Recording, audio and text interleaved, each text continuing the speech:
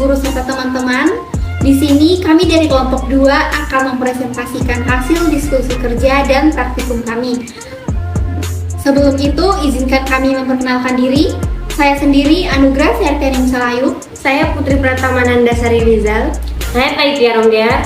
Saya Pinas Kirwai. Saya Muhammad Marifatullah. Saya Adolf Julius Nanlohi. Saya Valentino Denis Praedisir. Berikut adalah video praktikum kami. Nah, kami dari kelompok 2 dari kelas 11 IPA 3 akan mempraktikkan konsep reaksi eksoterem dan konsep reaksi endoterem.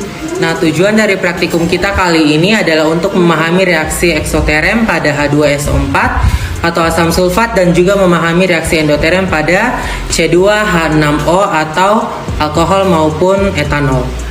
Nah, untuk alat-alat yang kami gunakan pada praktikum kali ini ada 3 buah tabung reaksi, 1 rak tabung reaksi, 1 buah gelas beker berukuran besar, 1 buah gelas beker berukuran sedang, 2 pipet tetes kimia, 1 termometer, serta 3 batang pengaduk. Serta bahan yang kami gunakan pada praktikum kali ini ada cairan H2SO4 atau asam sulfat, serta cairan C2H6O atau etanol maupun alkohol. Nah, berikut ini adalah hasil reaksi eksoterem pada H2SO4 atau asam sulfat dan C2H6O atau etanol maupun alkohol. Namun sebelum melakukan praktikum kimia, pastikan kalian menggunakan baju laboratorium kimia serta berhati-hati pada saat melakukan praktikum kimia. Berikut adalah video praktikum kami. Konsep reaksi eksoterem pada H2SO4 atau asam sulfat. Pada praktikum menguji reaksi eksoterem pada H2SO4 dilakukan dengan langkah-langkah berikut.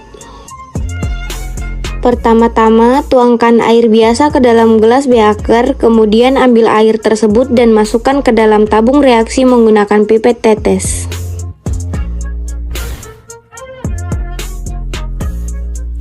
Kemudian ukur suhu normal air biasa menggunakan termometer serta suhu lingkungan sekitarnya. Lalu simak dan catat pada laporan praktikum. Ingat, setelah menggunakan termometer, jangan lupa membersihkan dan mengelap dengan tisu agar kembali bersih dan dapat digunakan pada praktikum selanjutnya. Kemudian, selanjutnya adalah ambil tabung reaksi yang berisi cairan asam sulfat pada rak tabung reaksi, lalu masukkan cairan H2SO4 atau asam sulfat ke dalam tabung reaksi yang telah berisi air biasa tadi menggunakan pipet tetes. Kemudian, aduk larutan tersebut menggunakan batang pengaduk. Kemudian, ukur suhu air biasa yang telah ditambahkan cairan H2SO4 atau asam sulfat serta suhu lingkungan sekitarnya menggunakan termometer.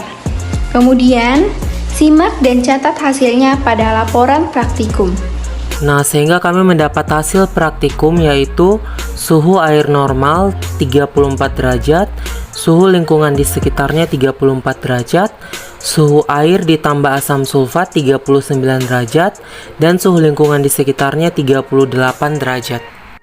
Maka dengan itu dapat disimpulkan bahwa zat kimia H2SO4 atau asam sulfat bersifat eksoterem karena melepaskan atau memberi kalor sehingga terasa memberi energi panas.